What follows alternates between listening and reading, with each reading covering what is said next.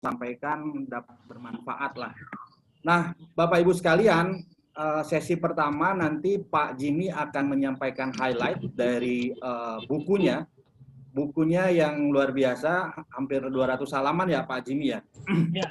Nah, nanti highlight Pak Jimmy kurang lebih sampaikan sekitar 20 menit Pak. Nanti setelah Pak Jimmy, saya minta nanti langsung ke Pak Nurul untuk menyampaikan opininya atau pendapatnya terkait bukunya Pak Jimmy. Nah, saya ulangi lagi Bapak Ibu sekalian bahwa properti kolaps atau akhir dari kegiatan ini mudah-mudahan kita bisa saling networking lah kurang lebih begitu, dan nanti ke depan kita akan sama-sama saling memberikan peluang dan kita bikin banyak kegiatan yang bermanfaat. Baik, saya kira itu dari saya sebagai pembuka, dan silakan Pak Jimmy untuk langsung bisa menyampaikan highlight-nya. Untuk screen-nya saya udah bisa multi screen, Bapak bisa screen dari sana. Silakan Pak. Baik, terima kasih Pak Ilham, Pak Nurul, dan kawan-kawan sekalian. Perkenalkan, nama saya Jimmy Hasudungan Sianipar. Saya adalah penulis buku Fundamentals of Real Estate. Pada saat ini saya mau sharing sekilas ya mengenai buku tersebut. Ya. Jadi memang buku ini berjudul Fundamentals of Real Estate. Sebenarnya buku ini udah lama pengen saya tulis, tapi berhubung belum sempat. Terakhir pada saat dimulainya pandemi COVID-19, semua lockdown, saya agak kebingungan gitu kan, ini mau ngapain gitu. Akhirnya terlintas untuk menyelesaikan buku yang sebenarnya materinya udah lama saya kumpulin satu persatu gitu ya. Dari pengalaman-pengalaman pengerjaan proyek juga saya kumpulkan pelan-pelan, kemudian akhirnya berhasil saya satukan menjadi buku ini. Jadi kalau sekilas mengenai saya sendiri penulis, karena orang bilang kan tak kenal maka tak sayang gitu ya. Jadi saya kenalkan dulu, saya ini konsultan yang berpengalaman kurang lebih 19 tahun ya. Saya mulai awal lulus kuliah, saya dari Teknik Sipil ITS Surabaya. Saya awal tuh ke konsultan struktur engineering dulu ya, structural engineering di Perencana Jaya waktu itu, mendesain bangunan, jembatan, dan lain-lain. Kemudian pindah ke konsultan Panangian, Simano Khalid and Associates. Kemudian dari sana saya terjun ke developer. Saya join ke developer. Kemudian tahun 2010 akhirnya saya buka konsultan properti sendiri. Jadi udah cukup lama saya mengerjakan studi atau riset di bidang real estate. Kemudian saya juga anggota MAPI, Masyarakat Profesi Penilai Indonesia, bidang penilai bisnis. Jadi saya bukan penilai properti, tapi malah ke bisnisnya supaya lebih general gitu ya. Kemudian saya juga mengajar di berbagai institusi, salah satunya yang utama yaitu Rainco Strategic ini. Jadi kita banyak berkolaborasi, termasuk tadi Pak Ilham bilang juga in-house training juga sudah banyak kita lakukan. Nah kemudian kenapa saya menulis buku? Ya tadi saya udah sekilas cerita bahwa awalnya itu karena ada waktu luang di pandemi COVID-19 yang mulai Februari ya. Saya mulai ngerjainnya itu mulai April ya kalau nggak salah Maret atau April gitu. Udah mulai, kemudian saya lihat dari pengalaman saya waktu masuk ke properti gitu ya, sebelum atau ke real estate sebelum sebelumnya dari structural engineer saya masuk ke real estate, saya bingung gitu mau belajar real estate yang berbahasa Indonesia tapi basisnya itu science, itu sulit sekali gitu ya. Kebanyakan materi itu masih dari luar, dimana kalau kita tahu sendiri kan bahwa kadang karakter Indonesia ini kan nggak sama gitu ya, sama Amerika misalnya, yang paling banyak buku real estate kan di sana. Jadi saya sendiri mengalami kesulitan gitu belajar, sehingga akhirnya saya ikut waktu itu sekolah properti di Panangian, tapi tetap saya merasa harus ada acuan yang bagus gitu ya, yang minimal orang baca dari sana udah dapat gambaran besar gitu atau big picture. Sebenarnya bisnis properti itu gimana sih gitu. Apa aja yang ada di sana, walaupun nanti orang akan belajar lebih lanjut lagi ke bidangnya masing-masing gitu ya. Karena bisnis real estate ini kalau saya sebut ini general spesialis gitu ya, generalis spesialis. Bidang yang terlibat itu banyak sekali, bahkan ada yang menghitung waktu itu kan industri yang terkait itu bisa di atas 150 industri, mulai dari atap, genteng, sampai pondasi gitu ya, belum lagi cat, furniture, dan lain-lain, itu banyak sekali. Jadi memang saya merasa tergerak ingin coba menambah literatur, supaya minimal orang yang baru pertama masuk atau sedang berkecimpung di bidang properti itu ada arahan gitu ya, termasuk saya sendiri. Jadi saya anggap ini buku saya juga sebagai contekan saya pribadi gitu ya. Kalau misalnya saya ada lupa gitu kan, saya bisa lihat kembali gitu. Jadi saya nggak bilang saya hafal semua juga, enggak gitu ya. Jadi saya pikir ini bisa jadi referensi. Dan tadi saya bilang targetnya ini adalah memberikan big picture. Jadi kita nggak masuk ke dalam mengenai step by step, tapi memberikan gambaran utuh mengenai keterkaitan antar bidang yang berhubungan dengan real estate. Contohnya dari sisi riset dan analisis real estate sendiri. Ini biasanya kan untuk konsultan maupun developer gitu ya, dalam menganalisis lokasi misalnya mau tahu lokasi ini bagusnya buat apa sih gitu. Yang kadang disebut highest and best use analysis, atau mungkin kita udah rencana mau bangun satu proyek perumahan misalnya, cuman kita belum yakin gitu ini bener bisa jalan apa enggak gitu kan. Nah itu kita kadang bilang kan itu feasibility study misalnya. Nah itu semua kita bahas juga di buku ini, termasuk penilaian. Nah penilaian ini juga sangat penting gitu ya, karena dari setiap proses real estate, ujung-ujung itu adalah meningkatkan nilai atau memberikan added value. Baik itu developer maupun investor, semua itu ujungnya adalah ingin meningkatkan nilai real estate-nya. Nah sekarang nilai apa yang dipakai? Gitu kan? Karena nilai juga macam-macam. Ada nilai pasar, ada nilai likuidasi, ada nilai investasi. Nah itu semua harus bisa membedakan gitu. Jadi setiap pelaku properti itu harus tahu nilainya berapa sih.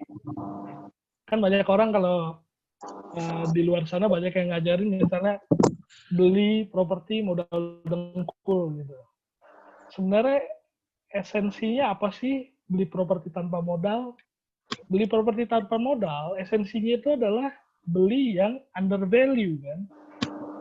Nah, gimana kita tahu under value kalau kita tidak tahu value-nya gitu.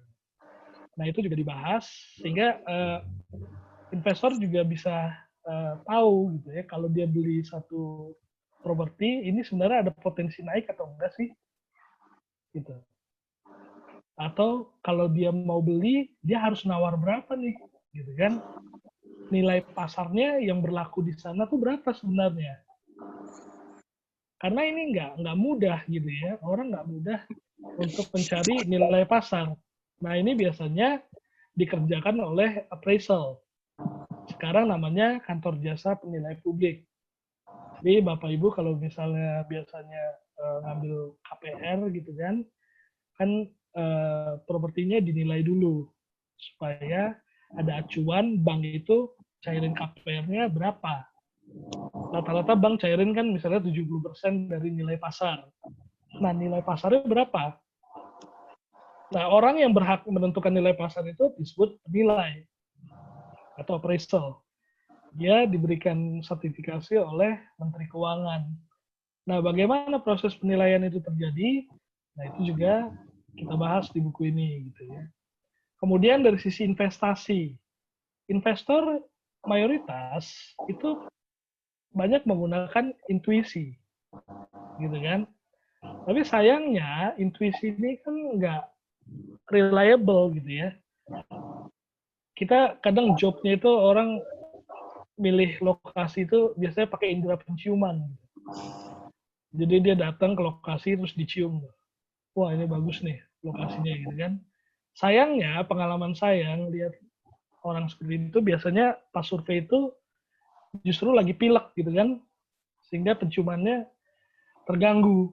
Akhirnya salah beli. Sehingga banyak yang mengeluh tuh. Kalau saya ngajar tuh banyak yang ngeluh, wah iya Pak saya beli. Ternyata lokasinya nggak bagus misalnya. Atau wah saya saya waktu beli itu sangat-sangat dipengaruhi oleh si sales. Sehingga saya nggak bisa berpikir secara rasional gitu kan misalnya. Nah, di buku ini kita bahas apa sih faktor-faktor yang harus diperhitungkan oleh seorang investor dalam memilih lokasi yang seperti apa yang bisa naik, lokasi seperti apa yang harus dihindari. Nah, itu semua kita kupas di buku ini. Kemudian dari sisi pengembangan juga, step by step-nya walaupun nggak detail ya, cuman prosesnya itu the whole process untuk developer itu kita bahas di buku ini.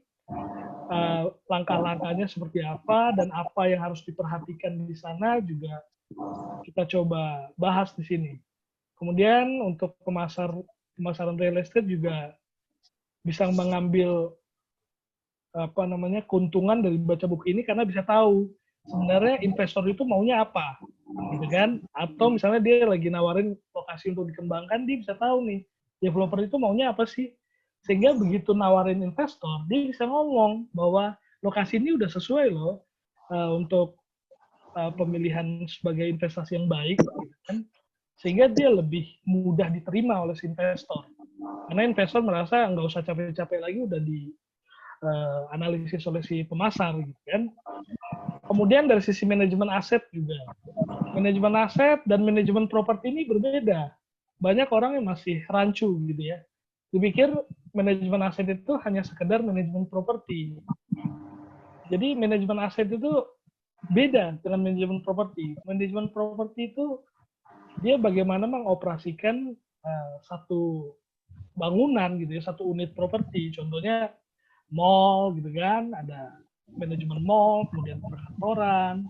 Sedangkan manajemen aset itu lebih kepada gabungan antara analisis investasi gitu ya, atau mungkin ada pengembangan dan termasuk manajemen properti. Jadi manajemen aset ini lebih luas sifatnya. Dia mengelola seluruh aset yang dimiliki misalnya oleh korporasi, kebanyakan korporasi yang pakai kan, atau pemerintah juga sebenarnya harusnya memiliki manajemen aset dengan aset yang begitu besar, mulai dari real estate sampai tanah kosong segala macam gitu ya, hutan itu kan semua harus dikelola oleh pemerintah. Nah itu juga masuknya manajemen aset. Dan kemudian saya juga mencoba menyeimbangkan antara teori dan praktek.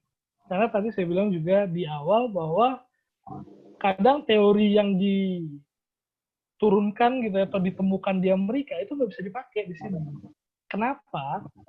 Salah satu faktor utama itu adalah data. Indonesia itu minim sekali data. Sehingga rumus-rumus yang dari luar itu ketika dipraktekkan ke sini inputnya nggak ada, data untuk diolahnya itu nggak ada, sehingga percuma. Jadi garbage in, garbage out, gitu kan. Rumusnya mungkin canggih gitu ya, udah pakai probabilistik segala macam lah. Gitu. Tapi ketika di-apply di sini nggak applicable gitu. Belum lagi dari karakter market kita yang unik gitu kan. Malah kadang saya joke-nya gitu, kalau ada buku dari Amerika, Bapak Ibu baca, balik dulu teorinya, baru praktekkan di sini. Gitu. Karena bisa-bisa kebalik tuh. Cara berpikir orang Indonesia tuh kadang kebalik. Kayak saya pernah ada salah satu murid, beliau ini, dia dulu general manager dari satu perusahaan IT lah gitu ya, perusahaan komputer. Jadi perusahaan komputer salah satu yang terbesar di dunia lah. Dia orang Indonesia asli, tapi besar di Amerika. Kemudian karena berhasil dia mimpin di Amerika, dia ditempatkan di Inggris waktu itu. Di Inggris dia naik jabatan, dia pegang semua, bagus banget. Nah kemudian perusahaan ini ingin ekspansi ke Indonesia. Karena beliau orang Indonesia, beliau lah yang dipilih gitu kan. Ini negaramu, coba kau majukan dulu bisnis kita di sana. Begitu dia balik ke Indonesia, dipraktekkan semua ilmu yang dia terapkan di Eropa dan Amerika, itu mental semua gitu. Dia gagal total. Dia sampai curhat sama saya, waduh, emang unik gitu. Orang Indonesia ini unik. Beda banget sama orang Amerika sama Eropa.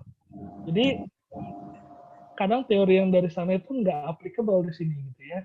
Nah inilah yang coba saya screening gitu. Teori mana sih yang bisa dipraktekin di sini yang sudah proven gitu kan. Jadi ada contoh-contoh aplikasinya juga gitu supaya orang nggak ngambang di teori gitu. Karena saya terus terang saya juga hobi saya adalah baca gitu ya. Saya sering baca, saya banyak baca buku dan saya lihat buku-buku yang menurut saya enak itu seperti apa sih gitu kan. Nah, saya coba gitu kan, saya coba untuk mengikuti gaya menulisnya gitu kan. Nah, kemudian target pembaca dari buku ini siapa? Ya, tentunya semua pihak yang berminat di bisnis real estate. Karena buku ini saya tulis dilengkapi dengan referensi-referensi yang baik gitu ya, dari textbook juga, kemudian dari praktek, sehingga saya targetnya memang bukan hanya praktisi tapi juga bisa untuk para akademisi gitu ya, mulai dari dosen atau mahasiswa, kemudian juga praktisi yang tadi kita udah bahas juga, investor, developer, konsultan, broker, marketer, asset manager, property manager, penilai dan lain-lain. Jadi memang buku ini mencoba memberikan gambaran besar mapping bisnis properti itu seperti apa. Sehingga setiap orang yang membaca buku ini jadi tahu posisi mereka itu di mana, gitu kan. Kemudian keterkaitan dengan bidang lain itu seperti apa. Sehingga akhirnya bisa melihat secara komprehensif, gitu kan. Dan ini kenapa kita sebut fundamental, karena memang benar-benar ini basicnya gitu ya, yang mendasar, yang harus diketahui oleh para pelaku bisnis real estate. Contohnya seperti saat ini gitu ya, contoh yang terjadi misalnya kebingungan para pelaku menghadapi pandemi COVID-19 gitu kan. Banyak orang berusaha untuk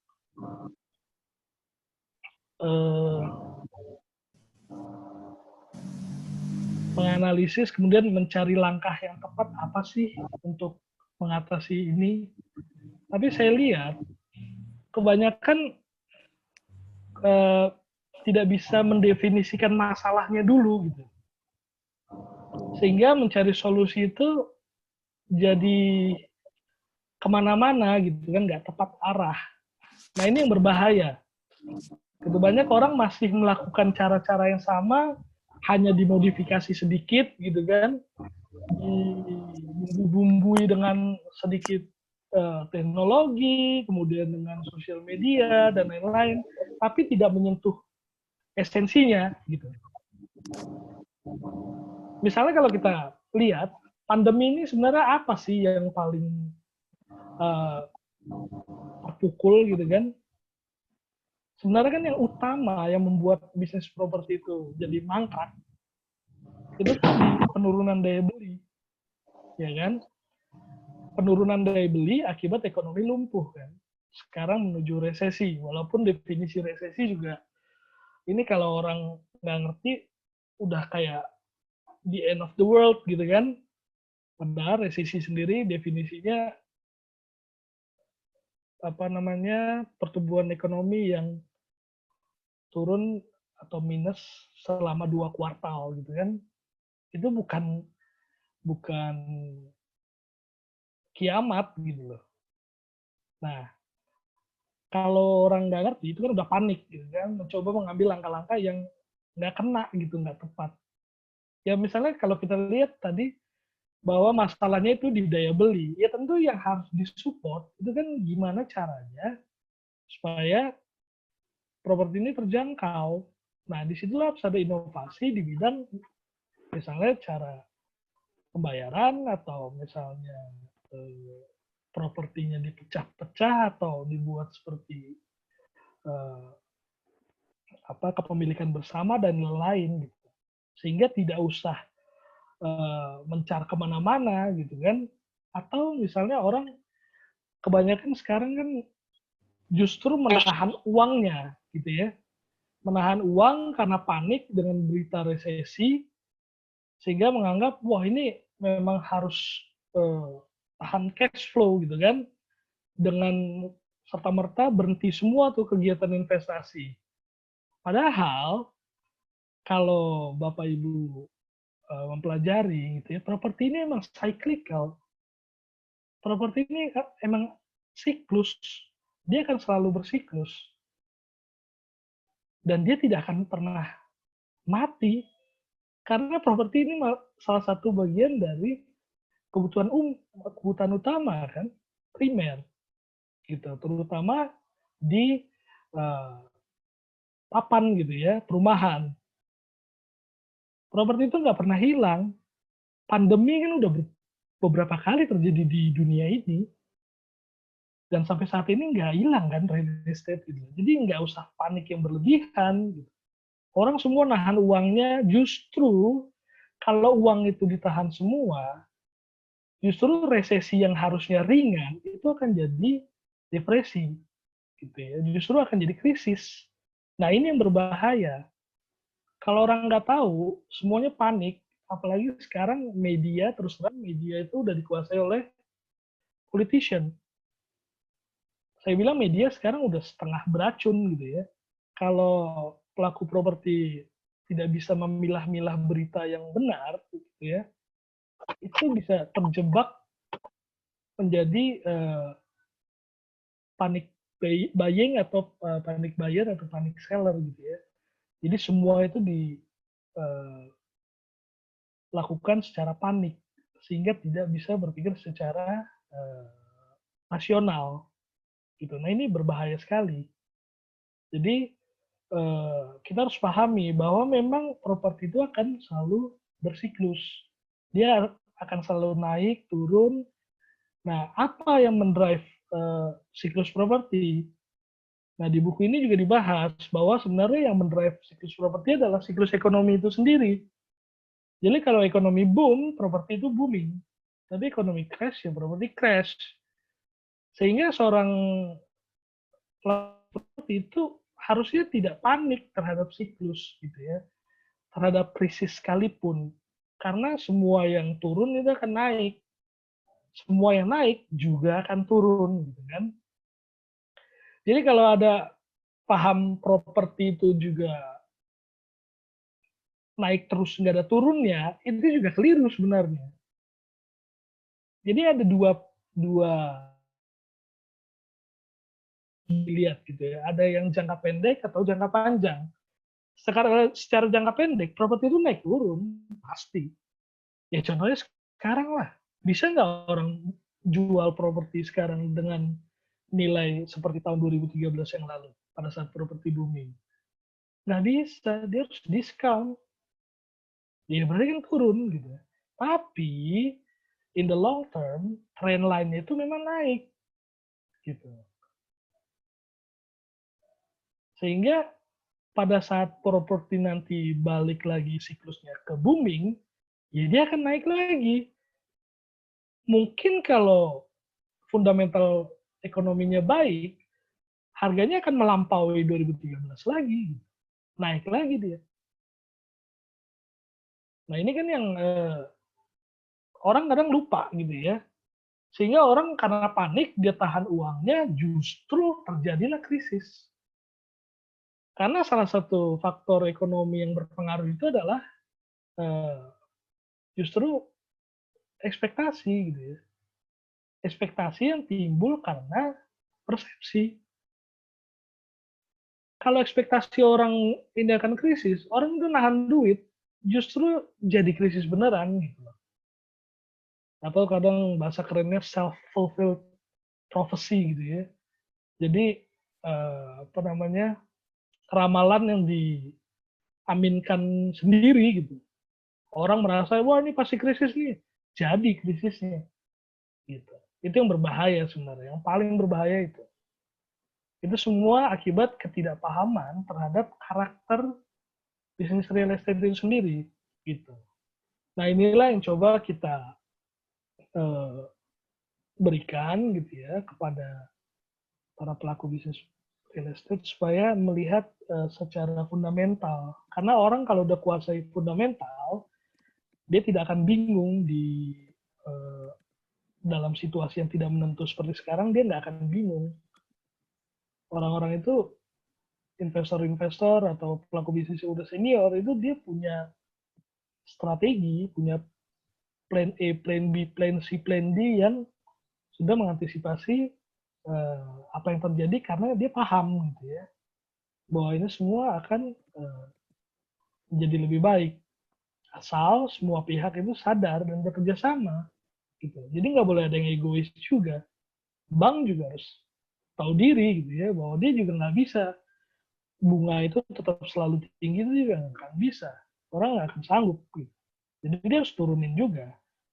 Sebaliknya dari sisi developer juga dia harus melakukan pengembangan itu dengan cara-cara yang benar gitu ya. Tidak boleh lagi memberikan satu produk yang dikemas tapi ngawur gitu kan. Dari sisi konsultan juga mereka juga harus menganalisis itu, jangan nebak-nebak gitu kan, jangan kayak bakar menyan terus keluar hasil itu juga nggak boleh gitu. harus harus realistis gitu kan gitu. Karena Pak saya juga Jimmy, maaf ya waktunya 5 menit lagi Pak. oke gitu.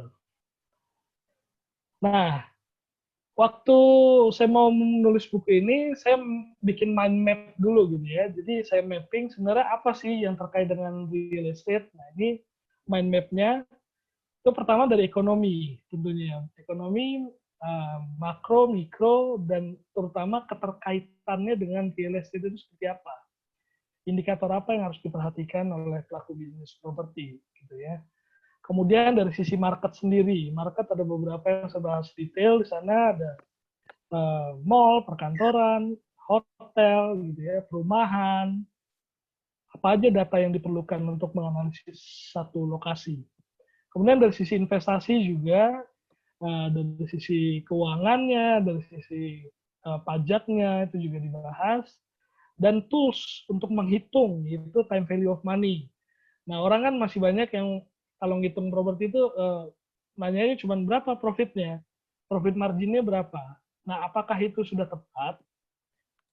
Ternyata belum gitu ya. Profit margin oke, tapi untuk yang di bawah 1 tahun. Tapi kalau udah lewat dari 1 tahun, itu berlaku yang namanya time value of money. Jadi uang itu berubah nilainya seiring dengan waktu. Karena nilai uang itu turun, gitu kan, akibat adanya inflasi. Gitu. Jadi uang 10.000 sekarang itu nggak akan sama 10.000 tahun depan. 10.000 sekarang kita bisa beli pisang goreng 5 misalnya, tahun depan mungkin cuma dapat 3 pisang goreng kan. Nah itulah penurunan nilai uang karena faktor waktu. Nah di sini dibahas mengenai cara-cara menghitung, kemudian varian hitungannya sebenarnya simple. Cuman kalau orang udah ngelihat rumus-rumus itu kayak pusing sendiri gitu ya. Padahal sebenarnya simple banget. Nah di sini saya coba gambarkan secara simple. Kemudian dari sisi property management, apa aja organ-organ yang ada dalam property management, kemudian tugasnya masing-masing itu seperti apa, kemudian juga tadi development proses itu seperti apa sih. Jadi sama seperti misalnya kita belajar mengendarai mobil gitu ya. Semua kan ada stepnya kan. Misalnya kita masuk ke mobil, kita cek kaca spion gitu kan, kemudian kita cek bangku semua udah pas belum sama posisi kita, baru kita nyalain kan, nyalain kendaraan mobil, kemudian kita masukkan persneling, maju, kalau mau belok kita kasih sign dulu. Nah itulah step by stepnya. Tapi kalau Anda udah expert gitu ya, mungkin step by step ini enggak 1, 2, 3 lagi, mungkin 1, 3, 5, 7 itu fine aja sebenarnya. Ya, contohnya kalau kita udah lama gitu ya pakai mobil yang sama, tentu kita masuk nyalain dulu mobilnya kan, sambil jalan baru ngecek spion, belok dia kadang belok dulu baru kasih sign kan gitu. Dan selama kita berhati-hati, iya nggak ada masalah sih asal jangan ketangkap polisi kan gitu kan. Tapi kalau di development itu banyak, kalau yang udah ahli itu bisa paralel gitu ya. Misalnya izin jalan, tapi persiapan juga jalan gitu kan, udah strateginya udah dijalankan dan lain-lain. Kemudian dari sisi valuasi, di bidang valuasi kita kasih tahu juga langkah-langkahnya seperti apa, kemudian standar nilai itu apa, kemudian ada 3 pendekatan, dari pendekatan pasar, pendekatan pendapatan maupun pendekatan biaya, itu semua dibahas di sana. Apakah ini ketiganya harus sama persis hasilnya? Enggak juga, gitu kan? Jadi ketiga pendekatan ini ada karena situasional. Ada yang bisa pakai pendekatan market, ada yang nggak bisa. Misalnya market di sana nggak ada gitu kan, nggak aktif. Maka data pasar Anda nggak bisa langsung dapetin dari lokasi gitu. Mungkin harus dihitung dari pendekatan income misalnya, atau dari biaya, gitu kan. Nah seperti itu kita bahas di sana. Kemudian dari sisi riset sendiri, ada visibility, highest and best use, marketability, dan market study, itu semua dibahas.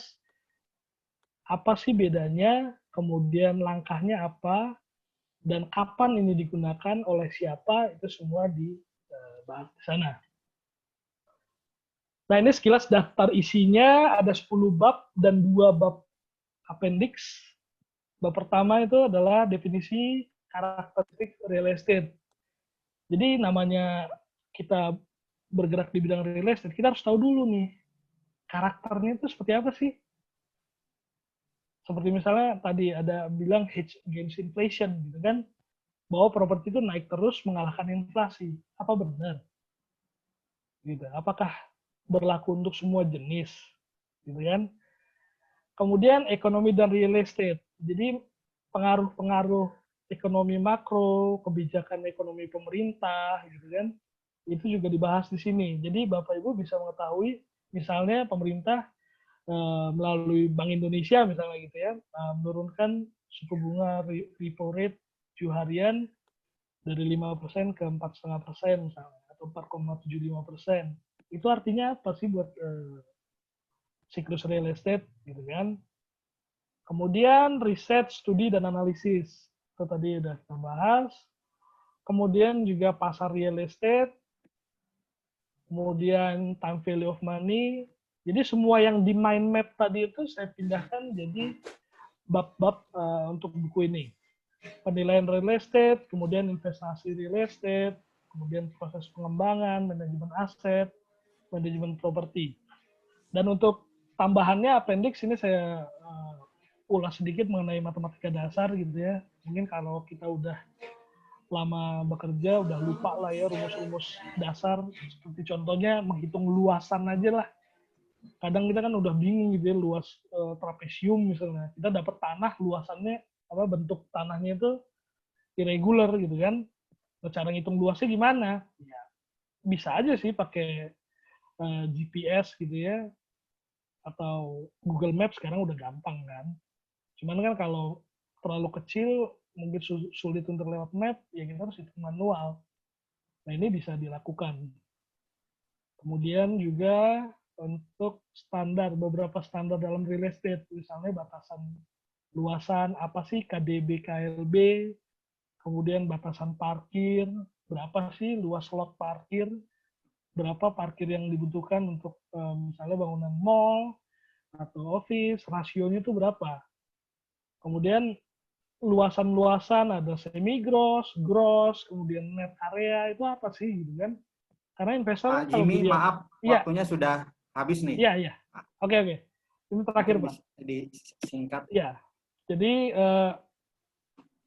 itu semua ada di Appendix B gitu ya, sehingga Bapak Ibu juga bisa tahu, misalnya beli apartemen, ditulis bahwa luasan yang diterima akan lebih kecil dari yang di surat pesanan misalnya.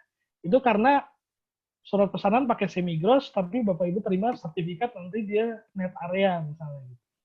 Nah itulah sekilas, dan juga saya bikin web untuk menunjang buku ini, di mana ada grafik-grafik makro yang Bapak Ibu bisa lihat seperti ini, grafik GDP gitu ya, inflasi. Nah ini semua yang terkait dengan real estate. Dari sini Bapak Ibu bisa melihat siklus real estate itu seperti apa sih, dan bisa tahu posisi kita sekarang ada di mana. Baik, itu sekilas dari saya. Saya kembalikan waktu dan tempat ke Pak Ilham. Baik, terima kasih Pak Jimmy. Ya. Ini luar biasa lengkap ya. Tadi kita baru bahas daftar isi aja udah puyeng ya. Tapi sebetulnya informasinya banyak hal yang perlu didalami, dan nanti yang mendalami ada Pak Nurul Yakin dan Pak Heri Sosiawan. Nanti saya menambahkan sedikit. Nah, saya ingin merelate kondisi hari ini bahwa properti dengan Ciptaker ini ada opportunity, tapi di sisi lain memang ekonomi kita ini belum bergerak. Resesi pailit di depan mata, dan kita semua pelaku industri, yang saya perhatikan di yang hadir ada dari agent, ada dari developer, ada dari BUMN, semua menunggu sebetulnya ya informasi apa yang didapat dari kegiatan ini gitu ya. Karena tema kita menyangkut fundamental, pasti ada hal-hal yang baru yang ingin kita dengar. Apa sih fundamental aspek terkait real estate bisnis hari ini? Nah, nanti Pak Nurul Yakin juga akan share terkait dengan tanggapan beliau terkait buku ini. Silakan Pak Nurul, waktunya 20 menit Pak. Terima kasih. Terima kasih Pak Ilham. Yang saya hormati Pak Jimmy, Pak JH Sianipar,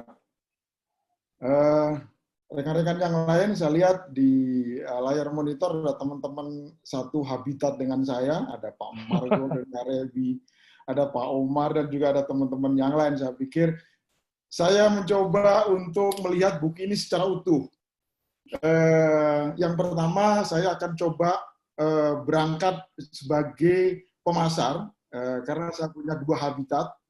Habitat saya adalah sebagai di asosiasi para broker, asosiasi para agent properti, tapi saya juga sebagai praktisi juga di habitat yang lain, saya juga bagian daripada pengurus DPP RE. Nah, saya akan berbicara dari dua sudut pandang ini, kemudian kaitannya dengan konteks yang paling terkini dibandingkan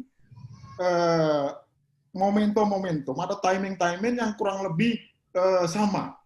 Karena Pak Jimmy, kita semuanya sudah tahu bahwa fundamentalnya real estate itu bukan hanya hal-hal yang sifatnya normatif teoritis, tapi juga hal-hal yang sifatnya itu best practice dan di luar skenario. Jadi menariknya real estate di Indonesia itu bukan di permukaannya, Pak. Tapi yang paling perlu dicermati itu kalau Anda sebagai praktisi di bisnis ini, khususnya para developer, adalah yang arus bawahnya ini. Nah, ini yang barangkali nanti kita akan coba diskusikan, atau teman-teman diskusikan, Pak. Saya melihat ini, kalau dari sisi penulisnya, ini kan namanya Pak Jimmy Hasudungan Sianipar. Itu sudah pasti tidak ada satupun yang mengatakan beliau ini dari Jawa, itu pasti gitu kan. Jadi kalau ada yang bilang Pak, tapi saya mengatakan Pak Jimmy itu dari Jawa. Ini menariknya, karena faktanya saya baca buku ini ketahuan dia dari Jawa. Nah, bagaimana Batak kemudian dikawinkan dengan Jawa ini menyajikan gitu. Nah, beliau ini kan memang dari Sumatera Utara, tapi kuliahnya di Jawa. Nah, di dalam buku ini itu, mohon maaf nih Pak Jimmy ini kelihatan Jawanya bukan Bataknya. Nah, jadi tidak lugas dan vulgarnya itu nggak kelihatan. Sementara kalau dalam berbicara konteks saat ini, Pak, kita ini kalau properti bukan hanya COVID, Pak. Kita ini sudah 5 tahun kena kanker. Habis kena kanker, kena COVID. Jadi penyakit kita itu sudah multi kompleks gitu. Jadi kalau hal-hal yang normatif itu vaksin. Tapi kita sekarang perlu obat sakti. Jadi kalau saya lihat bukunya Pak Jimmy ini ada 2. Ada yang pertama adalah saya pahami sebagai buku pintar. Karena dari presentasi dari buku saya udah beberapa kali baca, ini ngulang-ngulang. Ini banyak. Anda kalau baca buku ini udah pasti pintar. Kecuali bacanya sambil ngelamun gitu kan. Jadi buku ini buat Anda pintar. Serius, saya lumayan rajin mencari referensi, baik artikel atau di buku. Buku ini termasuk buku yang paling lengkap. Jadi yang Pak Jimmy itu sampai bagaimana kalau mengikuti pertelaan, bagaimana di apartemen itu rasio parkir dibahas, semi gross, net gross, nah itu dibahas bagaimana ngukurnya dan sebagainya. Kemudian tapi yang menarik itu yang lolos, khususnya teman-teman yang punya investor, time value of money itu super penting. Jadi jangan nanti Anda menjanjikan return, margin secara pendekatan time value of money-nya sebetulnya Anda ini sudah no return gitu. Karena tadi ada life cycle, economic life cycle-nya. Dan selanjutnya Pak Jimmy, saya mau mencoba memperbandingkan supaya ini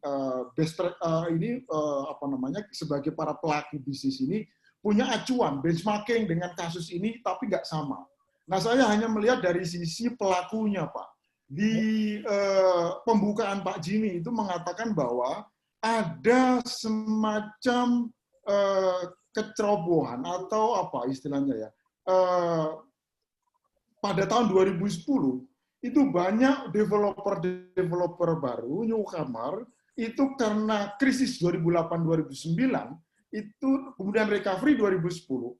Pada saat itu ketika recovery itu banyak orang-orang yang tidak siapa-siapa kemudian terjun di bisnis real estate atau properti ini. Nah, jeleknya itu bukunya Pak Jimmy ini belum ada. Jadi ketika dia datang jadi developer itu nggak pinter, Pak. Ini cilaka, Pak. Sehingga saat itu terkenal dengan developer katanya. Ngopi, terus temennya cerita, oh saya kemarin bikin proyek 30% harinya, 25%, ada yang bilang 50%.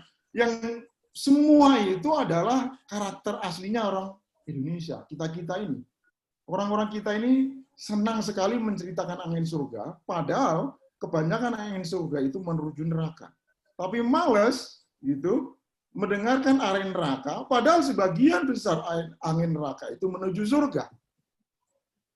Jadi malas berbelajar mitigasi risiko, hanya berbicara tentang return on investment, margin, kickback, dan itu semua banyakkan katanya. Yang cilakanya 2011, 2012, 2013 itu banyak masuk ke properti-properti yang high risk, yang vertikal. Offices, apartemen, vertical dan lain sebagainya. Sehingga padahal itu perlu knowledge, perlu buku pinter yang banyak kalau udah masuk ke sana. Mestinya dia masuk dari residensial. Nah, yang kedua, cilaka lagi, itu di asosiasi. Banyak juga para tokoh-tokoh yang mengaku pakar. Jadi saya mau ngomongin angin neraka, Pak. Ya. Saya mau ngomong angin neraka supaya after COVID ini tidak terulang 2010. Banyak tokoh yang tadi Pak Jimmy singgung, itu mengatakan pakar properti. Tapi dia pakar, tapi menyesatkan. Belum ada dalam sejarah Indonesia, Dengkul itu bisa jadi kapitalnya bisnis properti, Pak. Tapi jargon modal Dengkul bisnis properti itu begitu ramai. Bahkan media nasional terbesar aja itu sering iklanin ada tokoh tertentu yang jargonnya itu bombastis. Dan itu kalau sekali seminar zaman dulu masih offline, banyak kali diikuti. Nah, sebetulnya hal-hal ini yang harus kita cermati, karena itu sudah terjawab ketika properti ini jatuh. Itu salah satunya juga tadi, Pak.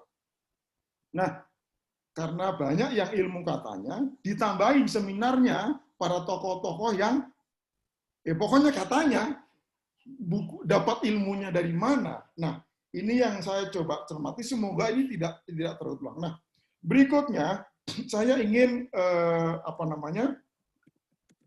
menyampaikan bahwa dalam buku ini memang Pak Jimmy sudah detail secara teoritis, tapi ada beberapa yang secara konteks mungkin nantinya, ini Pak Jimmy menariknya ini buku ini dia bilang series. Artinya beliau ini sudah ngantongin ini seri keduanya. Nah, seri keduanya saya berharap Pak Jimmy ini melihat bahwa satu, Pak, sekarang ada namanya PropTech, ada Realtech, properti teknologi, ada real estate teknologi. Nah, ini sekarang itu is emas, Pak. Developer harus konversi ke sana, ke era digital. Bukan hanya marketing online, tapi itu juga harus kepada, sekarang kita kenal sebetulnya sudah 5 tahun yang lalu ada namanya smart home. Itu bagian daripada properti teknologi. Nah, sekarang bukan hanya smart home, virtual reality, tapi sekarang sudah kepada financials, digital financial, payment terms. Orang sekarang sudah tidak lagi datang membayar, bahwa minta kwitansi ke kantor developer. Sudah, semuanya pembayaran adalah mulai booking fee sampai installment dan lain sebagainya, semuanya online. Bahkan online-nya itu kalau KPR, itu juga satu paket, Pak. Bank ada aplikasi dari perbankan, itu semuanya ngisi di situ, semuanya beres semuanya. Nah, ini adalah bagian dari fundamental dalam konteks digital, dalam konteks after COVID ini. Kalau developer itu masih manual, ini sama dengan developer pakai mesin ketik, Pak. Jadi pelaku ini harus konversi ke sana. Nah, itu bagian daripada digitalisasi di properti ini. Nah, sehingga itu perlu dibahas. Nah, yang selanjutnya, kita terkait dengan Omnibus Law ini, Pak. Semua orang tahu, Pak. Pendekatan bisnis properti ini, itu yang unpredictable, baik dari sisi waktu ataupun cost-nya, itu bukan yang on paper, Pak. Tapi yang under table itu, Pak. Itu susah. Jadi makanya saya menarik Pak Jimmy itu pakai judulnya itu bukan ini common sense. Jadi common, kalau common itu bukan hanya orang pinter, Pak. Orang pinter kalau di bisnis properti belum tentu selamat, Pak. Orang pinter dan sakti baru dia selamat di bisnis ini, Pak. Karena mengukur under table itu, saya pikir rumusan matematika saya lihat di bukunya Pak Jimmy belum ada rumusan bagaimana under table itu rumusnya. Karena itu super unpredictable. Kita semua tahu kalau teman-teman asing itu ngeledekin kita itu kan di Indonesia ini kepastian Indonesia adalah ketidakpastian itu sendiri. That's why saya welcome dengan Omnibus Law. Karena itu buat ledek-ledekan teman-teman asing, investor asing. Nah, itu fundamental juga, Pak. Kalau developer katanya sudah bikin FS, kemudian lengkap datanya, market studi dan lain sebagainya, bikin komparatif dan lain sebagainya, beli tanah, kemudian dia nggak tahu bagaimana karakter Pemda ini, karakter BPN ini jadi. Karena kadang-kadang satu kota madya dengan kota madya lain, pendekatannya beda. Pendekatan itu di dalam ini adalah RP, Pak. Kita ngomong jujur aja. RP ini kan lebih sakti daripada sekedar berkas dokumen yang sudah lengkap. Anda selengkap apapun, kalau RP-nya tidak nongol, under table, Pak, itu berkas itu sekedar stay at home. Nggak bergerak maksudnya, Pak. Tetap aja di meja itu. Yang kedua, salah prosedur. Ada SOP-nya tidak tertulis. Ada meja 3, meja 4, meja 5. Anda itu kalau mejanya urutannya loncat, itu juga kesandung. Nah, hal-hal semacam ini itu sangat kental di dalam bisnis properti, sehingga kalian menganggap, saya berharap ini, nanti buku ini ditulis oleh seorang Batak, tapi dengan gaya Jawa. Nanti seorang lulusan dari ITS yang Jawa Timur, tapi Batak, dia akan nulis dengan gaya Batak. Yang tadi properti Indonesia properti undercover itu minimal diulas secara vulgar oleh Pak Jimmy ke depan, sehingga jangan sampai timbul lagi.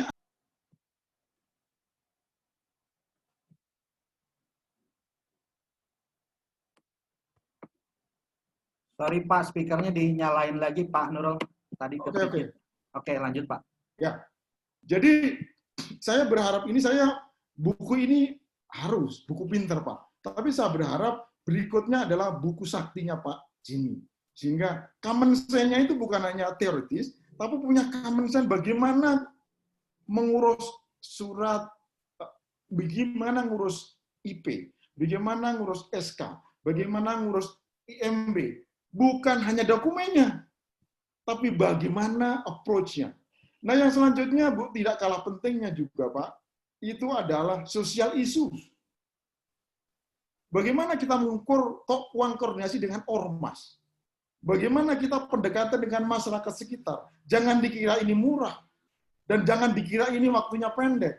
Ini waktunya bisa panjang kali lebar kali tinggi. Banyak kasus yang sudah lengkap, dapat IMB, tapi nggak bisa dieksekusi untuk mulai pekerjaan. Untuk mulai proyek itu mulai. Untuk piling aja belum berani. Karena apa? Karena masa yang mengepung. Nah, seperti hari ini. Banyak masa. Sekarang siapa yang bisa kontrol masa ini? Nah, itu banyak sekali kasus-kasus proyek yang seperti ini. Nah, sialnya, kalau kita penggandeng investor-investor asing, ini jadi momok paling besar. Mereka paling nggak senang, paling nggak nyaman dengan kasus-kasus sosial yang kita sendiri juga sebetulnya kalau ditanya mau mitigasinya, mau membuat profilnya itu, exposure-nya seperti apa kalau ini. Dan saya pernah punya pengalaman menarik, beberapa dosen seniornya Kyoto University, pernah saya termasuk salah satu yang wawancara itu, social issues terkait dengan bisnis properti di Jabodetabek. Detail sekali. Nah, sehingga kita punya pemahaman yang utuh terhadap fundamental yang tadi tema ini. Kalau saya, fundamental yang buku ini adalah fundamental pintar. Tapi fundamental yang sakti, orang pintar belum tentu selamat di dunia properti, Pak. Bisa jelas tadi. Orang pintar itu kan teorinya, SOP-nya dilengkapi, rumusannya diikuti. Tapi begitu sampai menghadapi under table, ketemu siapa, ini siapa. Nah, syukur-syukur Omnibus Law Cipta Kerja ini, karena banyak mengatur ke sana itu, bisa menjawab, mengcover permasalahan real, permasalahan fundamental di bisnis ini.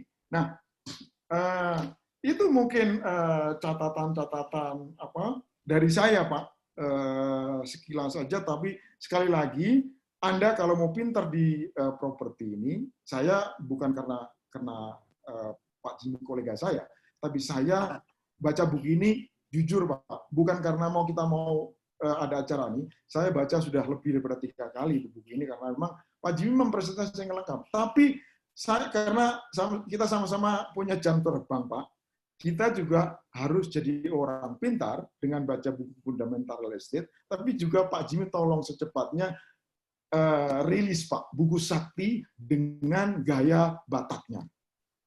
Terima kasih banyak Pak Jimmy, Pak Ilham. Semoga bisa memberikan Terima kasih, Pak. pandangan dari buat teman-teman. Terima kasih. Baik, terima kasih Pak Nurul Yakin. Pak Nurul ini senior di Arebi, beliau Wakil Ketua Umum Arebi, dan teman-teman Arebi juga banyak yang ikut di webinar kita pada pagi hari ini. Memang Pak Nurul ini udah jam terbangnya lebih tinggi dari kita-kita ini kan. Beliau ini selain feelingnya yang jago di marketing, ya beliau juga sekarang sudah mencoba untuk menginisiasi investasi ya Pak ya. untuk properti. Nah, Bapak Ibu sekalian, saya ingin mengundang semua peserta untuk berpartisipasi menyampaikan opini terkait buku ini. Di sini saya perhatikan ada Pak Umar ya, Pak Omar dari Arebi juga, selamat datang. Sebentar lagi Pak Heri akan bergabung.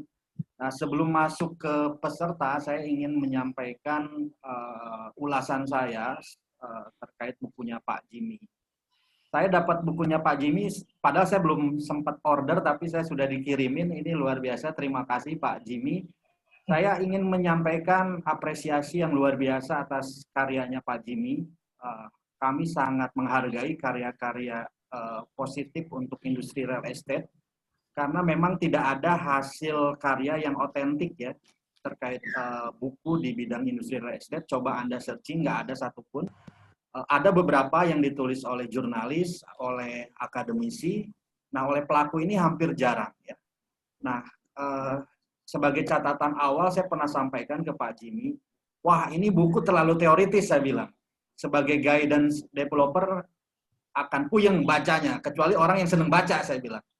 Nah, tapi setelah saya pikirkan lagi, memang ini menjadi harta karun di kemudian hari karena referensinya minim gitu. Developer nggak mau baca, owner ya silakan, berarti staffnya yang harus baca, bisdevnya yang harus baca gitu ya, supaya dia bisa runut menjalankan bisnis properti. Nah, Bapak Ibu sekalian, saya ada 3 poin yang ingin saya sampaikan terkait dengan bukunya Pak Jimmy, terutama relate dengan kondisi hari ini ya. Nah, fundamental real estate ini kalau kami perhatikan dan relate hari ini, semua sebetulnya sudah clear ya, bahwa prosesnya harus menggunakan rangkaian sistematika perencanaan yang detail, yang jelas, yang datanya valid dan lain-lain. Nah, tapi jangan salah ya, ada isu tata ruang yang sekarang ini menjadi penting, menjadi perhatian semua pelaku bisnis di industri properti. Kenapa saya sampaikan ini? Beberapa waktu lalu kami diundang oleh Seskap RI, di mana di situ kita diminta tanggapannya, masukannya untuk isu tata ruang, dan kita membuat semacam usulan. Nah, ini juga yang masuk ke Omnibus Law ternyata yang kemarin diputuskan ya. Dan memang isu tata ruang ini pintu masuk industri properti ya, yang sampai hari ini banyak daerah yang tidak punya rancangan detail rencana tata ruang. Nah, ini nggak bisa industri properti masuk ke sebuah daerah tapi DTR-nya nggak ada ya. Nah, makanya dengan Omnibus Law ini semua didorong untuk membentuk RDTR, dan ini ada kepastian hukum dari investasi yang dilakukan oleh pelaku usaha properti.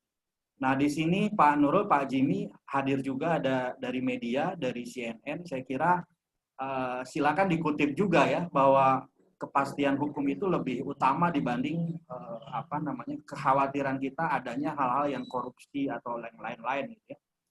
Nah, kedua poin saya terkait dengan aset optimalisasi. Pak Jimmy juga merunut ya dari awal proses perencanaan properti sampai pengelolaan aset ya. Sampai hari ini aset-aset yang dimiliki oleh pemerintah itu sulit dilakukan investasi, mengingat regulasinya, payung hukumnya tidak jelas, abu-abu ya. Banyak direksi BUMN yang khawatir untuk melakukan inovasi karena regulasi terkait asetnya belum jelas gitu ya. Nah, di sini juga yang hadir ada Pak Andri ya, dari Wika. Selamat datang Pak Andri. Nah, kami sampaikan bahwa ide untuk melakukan penguatan terkait aset atau seorang tim asetnya sebuah perusahaan itu menjadi absurd kalau memang regulasinya tidak jelas ya, tidak pasti. Nah, saya kira perbaikan dari sisi regulasi ini menjadi penting. Dan memang ada contoh juga beberapa BUMN yang melakukan inovasi dan berhasil.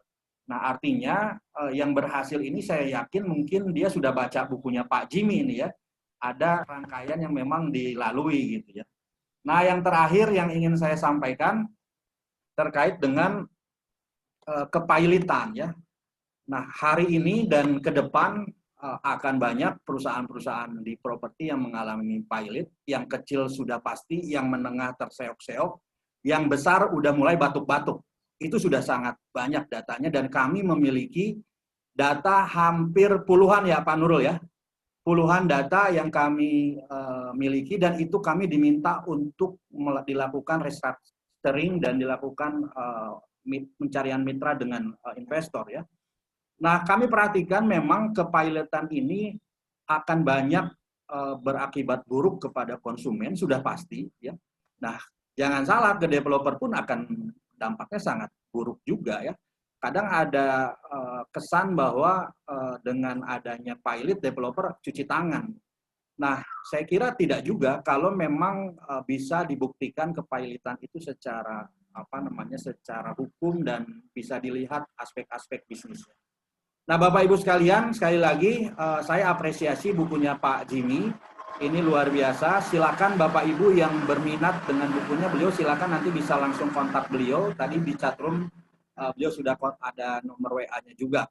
Nah, selanjutnya saya ingin mengundang Pak, siapa nih yang mau bicara nih? Sebetulnya saya ingin mengundang dari BUMN dan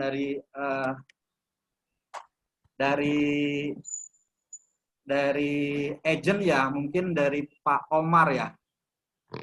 Pak Omar bisa, Pak Andri dan Pak Omar barangkali bisa kasih opini lah terkait dengan tema kita pagi hari ini. Silakan.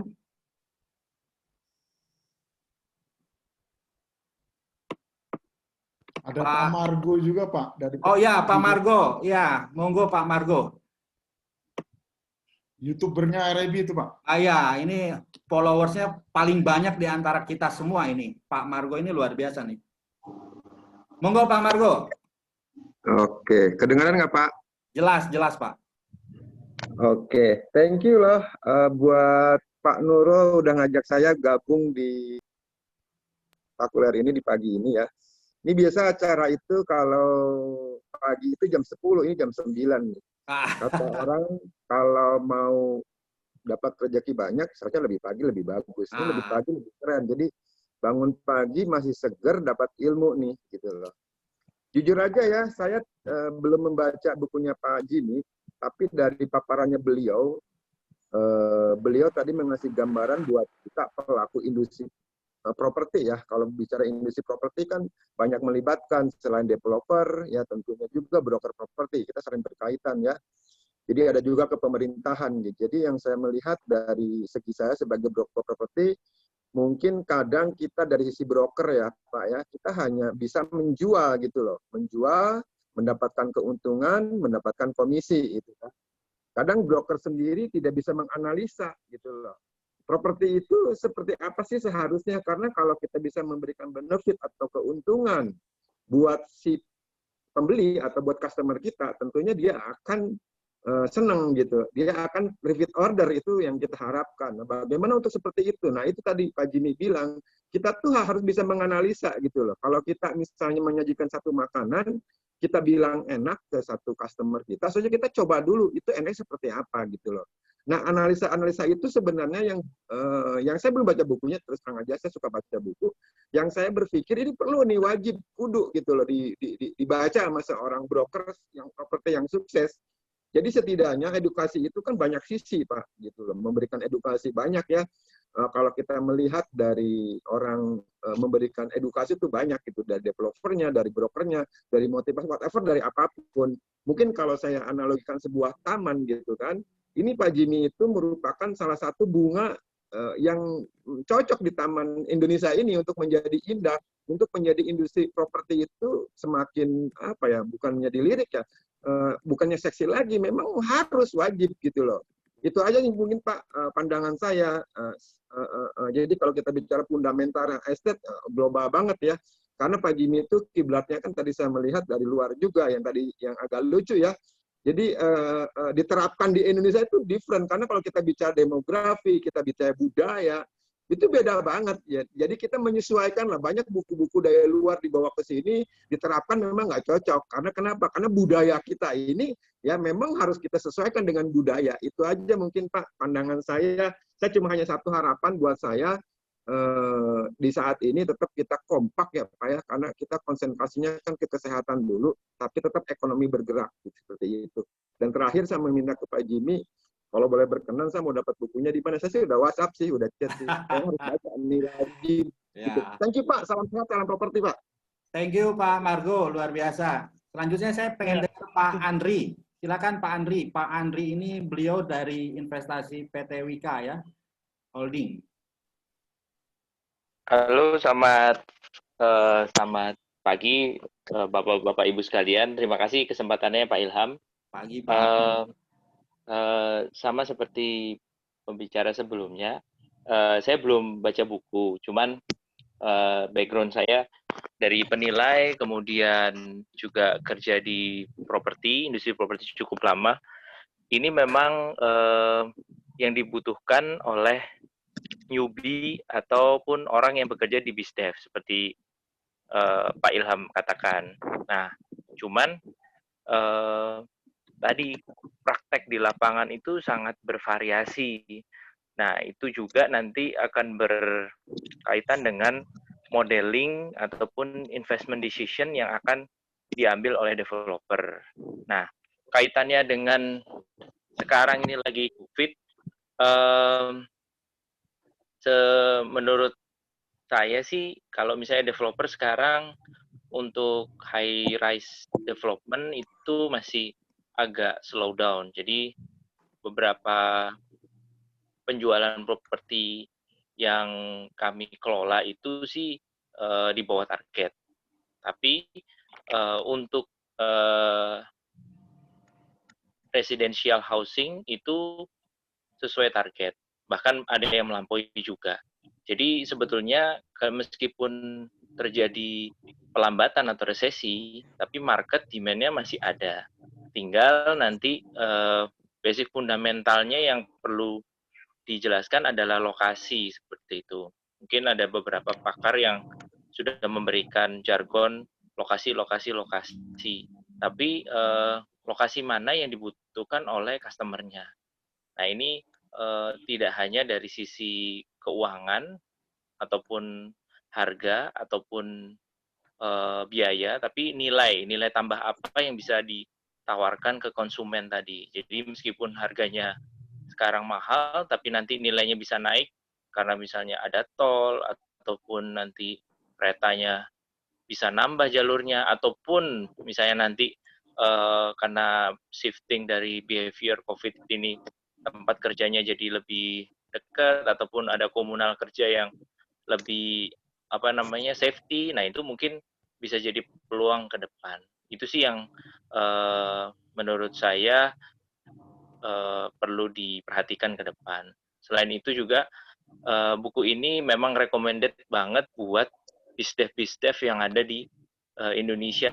Artinya perusahaan developer yang mengelola BizDev karena mereka belum punya acuan dari praktisi maupun akademisi yang bisa ngasih guidance nih dalam satu buku, karena biasanya orang baca bukunya kan tadi sampai parkir, sampai ukuran SKE dan sebagainya itu dari beberapa buku.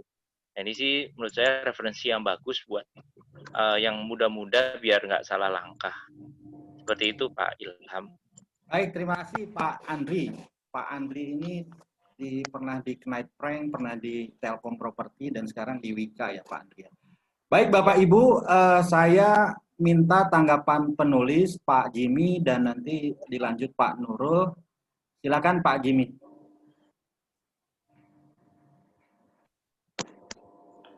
Baik, terima kasih kepada Pak Nurul, kemudian Pak Margo, Pak Andri atas masukan-masukannya. Bener banget nih, saya sih pengen juga sih Pak sebenarnya dengan mungkin nanti saya justru jadikan Pak Nurul ini co-writer gitu ya dengan Pak Ilham, atau sebagai minimal jadi narasumber gitu Pak, untuk yang tadi Bapak bilang, untuk hal-hal yang sifatnya itu sedikit abstrak gitu ya. Kalau nggak dibilang gelap gitu kan, dari sisi gelapnya. Ya sebenarnya sih sama lah ya, kayak buku-buku ekonomi gitu kan, buku-buku teori ekonomi itu kan menggambarkan ekonomi secara yang jelas aja gitu. Padahal sebenarnya market ekonomi yang di luar sistem itu kan justru lebih besar kadang gitu kan. Nah ini berlaku juga di bisnis properti. Bener banget yang Bapak bilang, banyak justru biaya-biaya itu dikeluarkan dari hal-hal yang nggak jelas gitu ya. Dari tadi Bapak udah bilang, dari perizinan, dari ormas gitu kan. Tapi itu bukti bahwa bisnis properti ini memang disukai semua halayak sebenarnya gitu ya. Jadi semua seolah-olah ingin berpartisipasi. Jadi kalau ada proyek, ya bahkan preman pun ingin mencicipi gitu kan. Material naik, turun, semua dipajakin kan gitu. Nah inilah yang jadi masalah memang. Jadi high cost ekonomi itu ada di properti.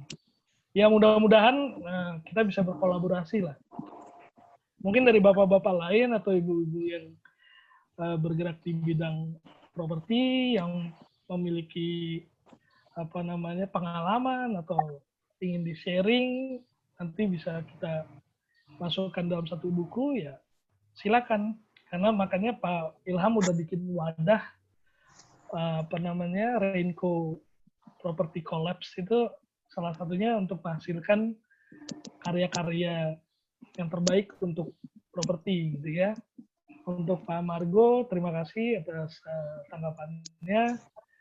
Ya, semoga sukses dengan bisnisnya ke depan. Semoga buku ini juga bisa membantu gitu ya para marketer untuk bisa mengetahui sebenarnya dari sisi pandang investor apa sih yang diinginkan, sehingga begitu menawarkan produk beliau bisa tepat sasaran gitu kan, minimal bisa mencium gitu nih kayaknya penyuka capcay gitu kan, atau penyuka mie goreng gitu, jadi nggak usah ditawarin gado-gado gitu kan, langsung aja ke capcay yang ditawarin gitu.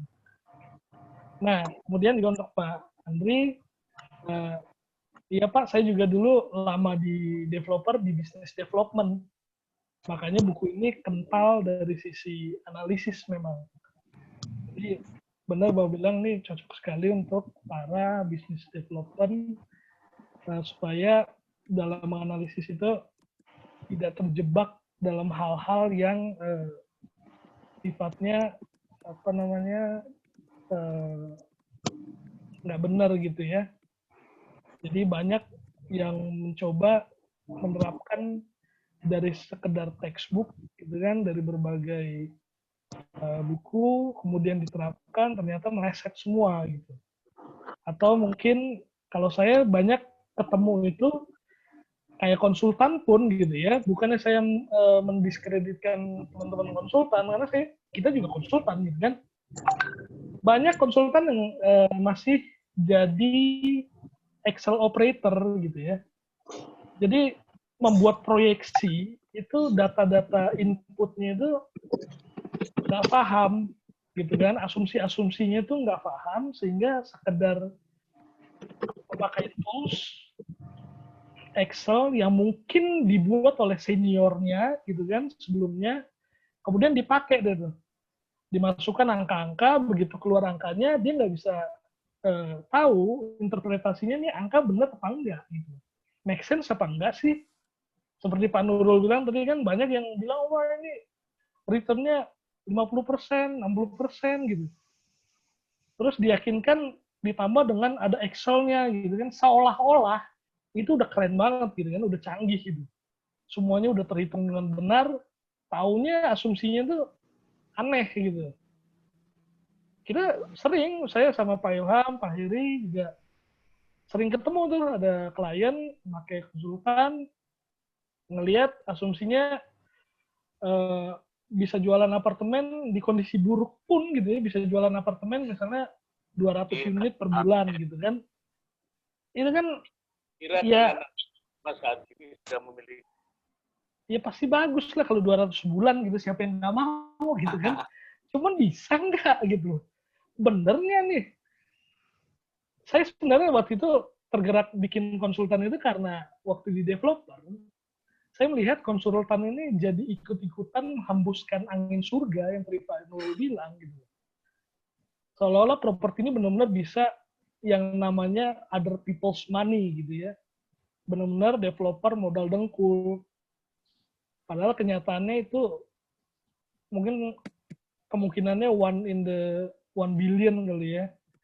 1 banding 1 miliar kali baru bisa. Jadi kalau proyeksi itu kayaknya indah gitu kan, kayak surga gitu. Begitu kita praktekin, yang tadi Pak Nurul bilang, ternyata masuk neraka gitu kan. Nah itulah yang benar-benar terjadi di lapangan. Jadi semoga dengan adanya buku ini, minimal kesalahan-kesalahan yang umum, yang common gitu ya, itu bisa dihindari lah.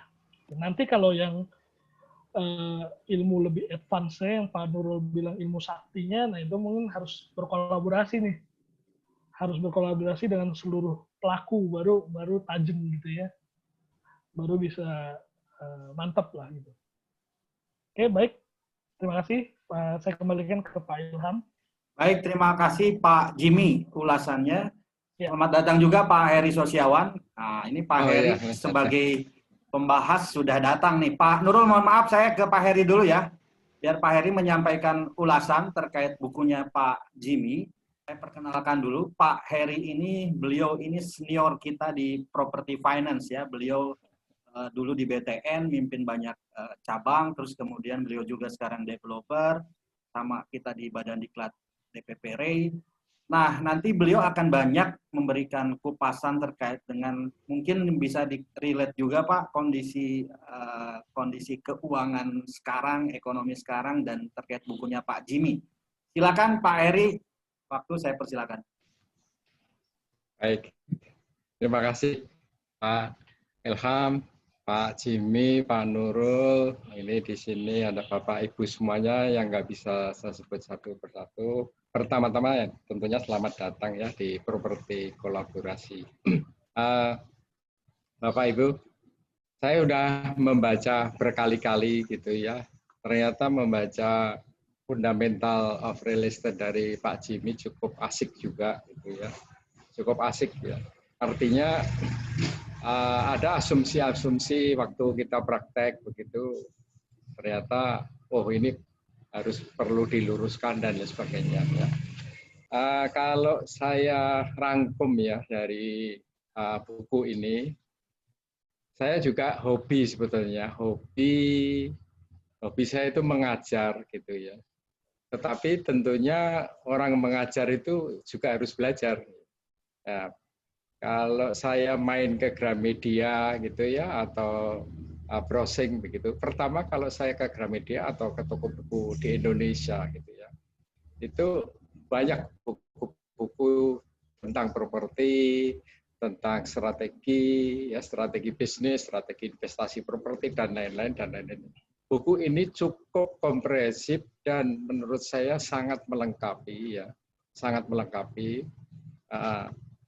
Judul dari buku ini saja, dari judulnya aja, Fundamental of Property, itu sudah jelas, ya, tegas, ya, dan ditulis dengan narasi yang menurut saya dalam, strukturnya Pak, terstruktur, ada tingkat ini, uji intelektualnya, apabila ada dasar-dasarnya, terbukti referensinya banyak ya, referensi banyak, dan di referensi itu banyak juga referensi yang belum pernah saya baca begitu ya. Ya, Bapak Ibu semuanya ini menarik. Kebetulan saya akhir-akhir ini banyak sekali mungkin dengan Pak Nurul atau Pak Ilham, dengan REI ya, ataupun di luar REI, terkait dengan webinar, seminar, properti ya. Saya ingin mengelaborasi sedikit tentang kondisi saat ini yang nanti akan saya kaitkan dengan bukunya Pak Jimmy ya. Ada apa ini gitu kan? Nah, sekarang ini memang orang bilang new normal ya. New normal, bahkan sekarang ini kita tidak melihat demo tadi malam atau kemarin ya. Tapi yang kita lihat pandemi ini dampaknya luar biasa. Ya. Secara struktural pemerintah ini sungguh-sungguh tidak main-main. Kenapa? Terbukti bulan Juli itu Satgas COVID itu dirubah menjadi levelnya dinaikkan, daya powernya ditinggikan, terintegrasi. Sekarang sudah tidak berbunyi penanggulangan percepat atau pemulihan ekonomi nasional, tidak. Dan tidak berbunyi penanggulangan penyebaran COVID, tidak. Berbunyi satu, komite pencegahan COVID dan pemulihan ekonomi nasional. Ketua pelaksananya pun juga nggak main-main, ya.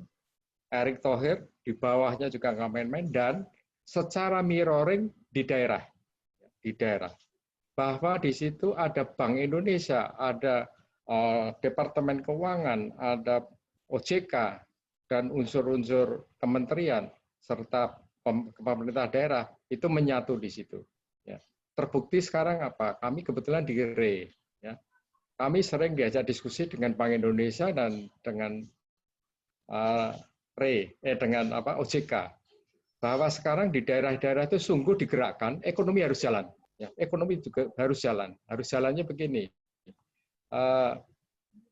Satu-satunya lokomotif, maksud saya lokomotif yang terbesar itu adalah properti. Ya. Sementara kalau yang namanya manufacture atau industri itu beberapa sektornya tergantung sektor-sektor. Tapi kalau properti dianggap lokomotif karena dia akan menarik gerbong sektor-sektor yang lain. Nah, inilah pentingnya properti, Bapak Ibu. Karena kenapa? Di properti itu bisa menarik 174 sektor. Ya. Nah, ini jadi Bapak Ibu semuanya yang hadir di sini, apakah sebagai developer, apakah sebagai investor, apakah sebagai yang di bawah Pak Nurul ya, agensi atau marketer, semuanya bermuara pada menggerakkan ekonomi dan melalui gerbong properti. Bapak Ibu, cukup menarik di kondisi saat ini, yaitu ada developer, ada kondisi yang survive, ya, ada yang bertahan, ada yang default, dan jumlahnya juga banyak. Ya. Beberapa investor properti itu juga gamang itu saya mau quit, tapi sudah terlanjur saya mohon maaf. Contoh, sudah banyak yang mau nanam investasi di apartemen, ya, di kondotel, bla bla bla, itu banyak. Nah, kondisinya sekarang ini ancaman PKPU banyak. Dan 2 hari yang lalu saya ikut membahas tentang ancaman kepailitan, ya. Penyebab kepailitan. Saya tidak bicara sebagai seorang hukum, saya hanya faktor-faktor penyebab kenapa terjadinya default daripada properti, ya. Dan ternyata Bapak Ibu, yang default properti itu bukan hanya yang high rise building, Bapak Ibu, ya. Sekali lagi, bukan hanya yang high rise building. Yang menunggu di PKPU itu yang landed banyak juga, Bapak Ibu, ya. Yang landed banyak juga, ya. Nah, beberapa yang saya temukan ke dalam kajian itu, ya, yang mencolok adalah terutama di persoalan pertama adalah ternyata di Indonesia ini ada hasil survei bisnis di Indonesia, ya, tidak siap menghadapi risiko pandemi. Ini hasil survei, ya, hasil survei. Yang kedua, perusahaan, ya, perusahaan atau investasi properti yang dijalankan tidak dengan good corporate atau tidak governance saat ini banyak menuai masalah. Sekali lagi, banyak menuai masalah. Ya. Dan dari berbagai yang saya temukan penyebab-penyebab kategori risiko, ya. Kalau boleh saya urutkan, satu, properti itu pasti muncul risiko pertama adalah risiko lokasi, Bapak Ibu. Setuju enggak? Ya. Saat ini teruji sekali, Bapak Ibu, siapapun yang mau investasi, siapapun yang mau melakukan pengembangan sebagai developer pada lokasi yang orang bilang lokasi yang tepat. Ya. Sekali lagi, lokasi ini bukan lokasi yang dalam arti mesti harus lokasi yang prime, bukan. Lokasi yang tepat. Ya, lokasi yang tepat. Ini ujiannya. Bahwa kalau scoring lokasi kuat, akan memudahkan memitigasi risiko-risiko yang lain. Betapa kuatnya unsur lokasi di properti itu. Ya. Yang kedua, unsur manajemen. Yang mencolok di unsur manajemen ini adalah satu, integritas, Bapak Ibu. Masalah integritas daripada pengurus. Integritas. Yang kedua, masalah kompetensi. Nah, dari itu aja yang saya temukan terbanyak faktornya. Kalau dari saya melakukan sampling beberapa kasus, kebetulan saya saat ini juga dengan Renko diminta menangani salah satu bank yang pada posisi property default untuk ikut merecovery. Jadi temuan-temuan itu 3 terbesar itu, masalah lokasi, masalah integrasi, yang ketiga masalah kompetensi. Itu yang paling mencolok. Nah, saya kaitkan sekarang dengan buku Pak Jimmy ini. Buku Pak Jimmy ini menarik, ada 10 bab, Bapak Ibu. Menurut saya 10 bab ini sungguh kalau kita baca dan memahami sehari aja nggak cukup itu, ya, nggak cukup, ya, nggak cukup. Intinya menariknya yang ditulis Pak Jimmy ini sifatnya common sense dan ada segi-segi pengalaman. Enaknya itu kalau ditulis orang yang punya pengalaman, ya, artinya orang yang tidak hanya sekedar teori begitu. Ini menarik, ya.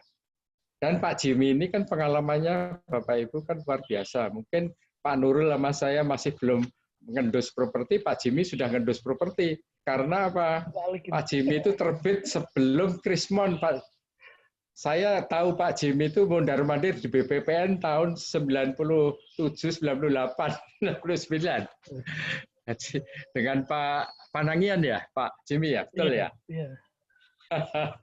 Ya, jadi beliau sudah banyak makan asam garam ya.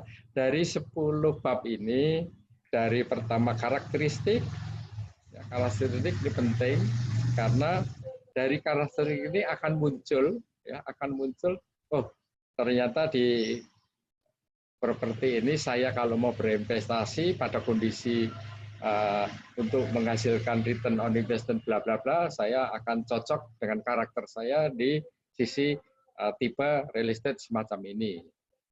Demikian kalau saya mendevelop, ya.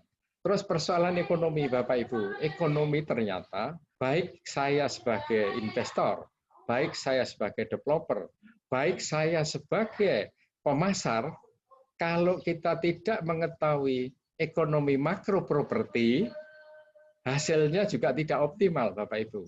Nah, ini menariknya ekonomi real estate ini dikupas secara garis besar dan mudah dimengerti. Dan ini menjadi tambahan. Ada yang ketiga mengenai riset. Ini luar biasa nih Pak Jimmy, ini orangnya detail banget ya. Mengenai riset analisis ini luar biasa, Bapak Ibu bisa lihat nanti baca ya, riset analisis. Nah, ini memang terkait background Pak Jimmy ini lebih banyak senangnya riset gitu ya, apa-apa di riset gitu kan. Ya.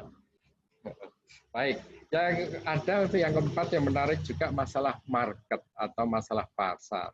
Ada identifikasi pasar sekarang ini, kalau saya memakai bukunya Pak Jimmy, pasar sekarang ini jamnya adalah di atas jam 12.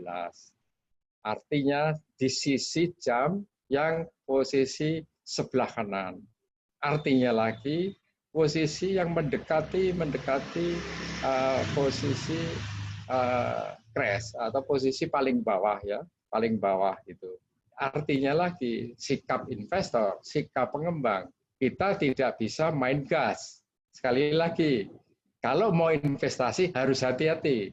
Kalau saya mau mengembangkan proyek, lihat peluangnya, lihat equity kita, semacam itu. Ini saya kembalikan ke teori atau ke buku Pak Jimmy ya, Bapak Ibu.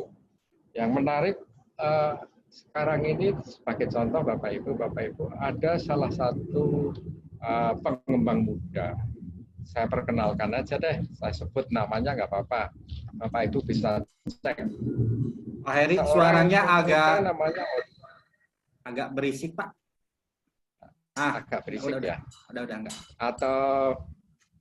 Atau ini udah jelas belum, Pak?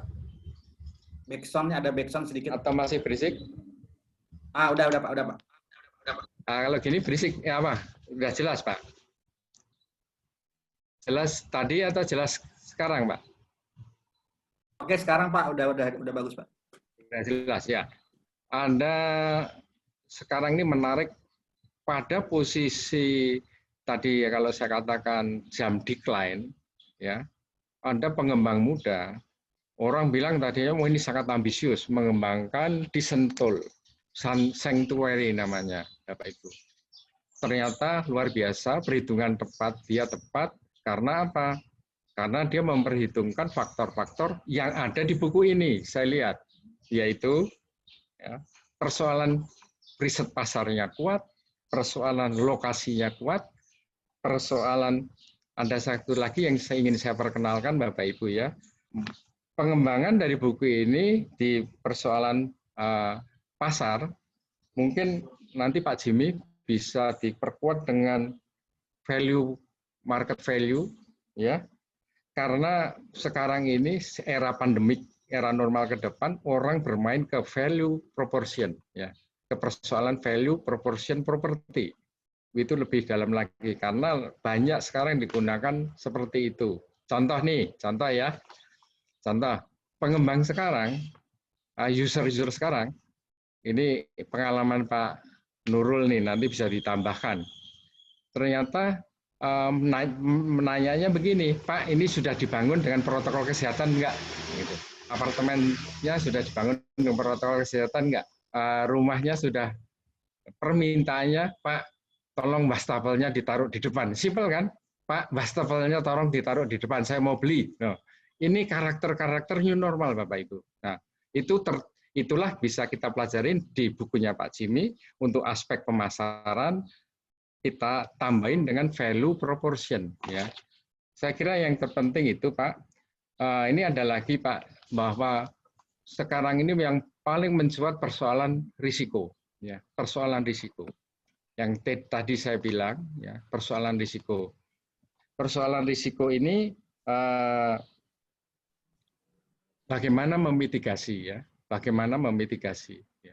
Memitigasi persoalan keuangan, persoalan penjualan, dan lain sebagainya. Intinya, Bapak Ibu, saya ingin katakan, hasil buku saya membaca ini lebih memperkaya saya dalam hal kalau saya berbisnis properti. Kenapa? Saya ada tambahan knowing. Tambahan knowing. Kenapa? Satu kata risiko yang terpenting itu adalah risk come from not knowing. Jadi not knowing saya ini sekarang sudah ditambah, gitu Pak. Dan ternyata benar, yang default banyak yang berangkat dari not knowing. Ya. Nah, kembali ini mungkin saya pernah seminar juga berbicara di forum Renko dengan Pak Ali Kusrin ya, Pak Ilham ya, benar ya. Beliau ini developer sukses di Cengkareng, ya, di Jakarta Barat. Saat ini posisi beliau agak slow. Pada posisi saat ini, kenapa beliau malah di Amerika? Ternyata beliau sekolah MBA. Waktu ditanyain sama Pak Ilham, kenapa kok sekolah MBA? Sekarang ini ilmu berkembang luar biasa, karakter berkembang luar biasa. Saya butuh knowing baru, Bapak Ibu. Jadi intinya apapun yang ada sekarang ini kita butuh knowing baru, ya, knowing baru. Dan buku Pak Jimmy ini salah satu yang bisa melengkapi knowing tersebut, luar biasa. Saya appreciate aja sama Pak Jimmy. Terima kasih Pak Jimmy. Nah, nanti terus terang kalau khusus buku Pak Jimmy saya akan kasih sendiri Pak Jimmy. Ada yang menarik tentang aset manajemen aset dan bagaimana kalau kita bekerja sama itu dikupas dalam oleh Pak Jimmy.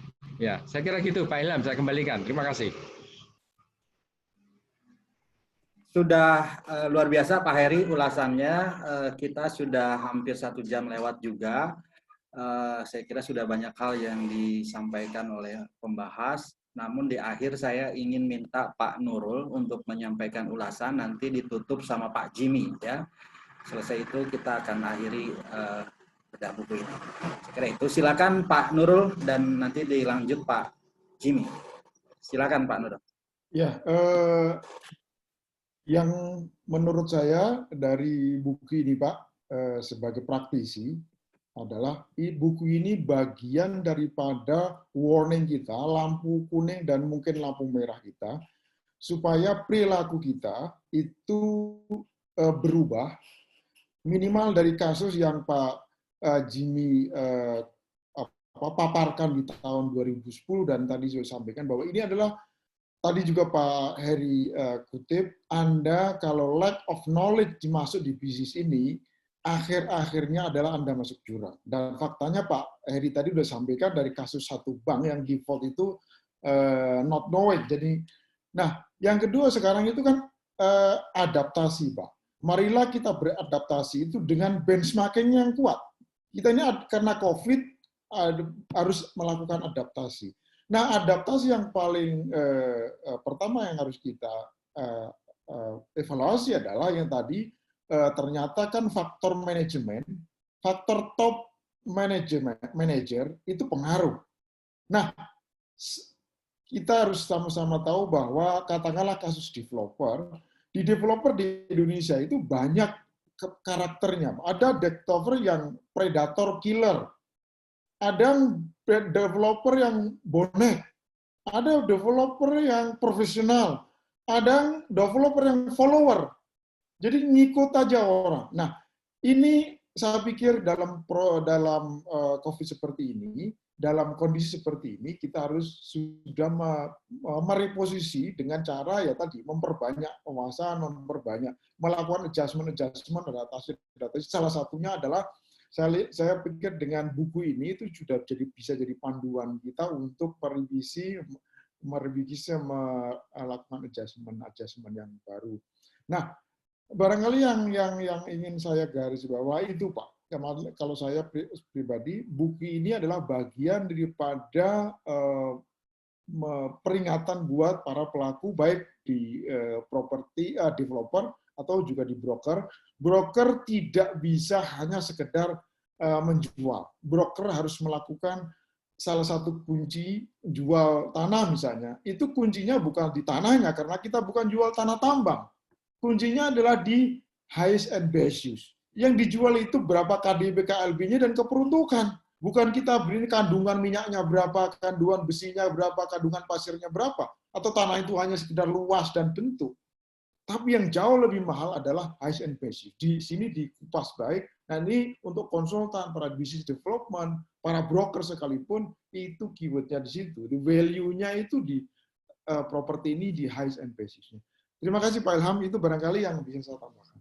Terima kasih Pak Nurul. Lanjut Pak Jimmy sekaligus untuk menyimpulkan dari buku Bapak dan ulasan-ulasan dari pembahas. Silakan Pak Jimmy.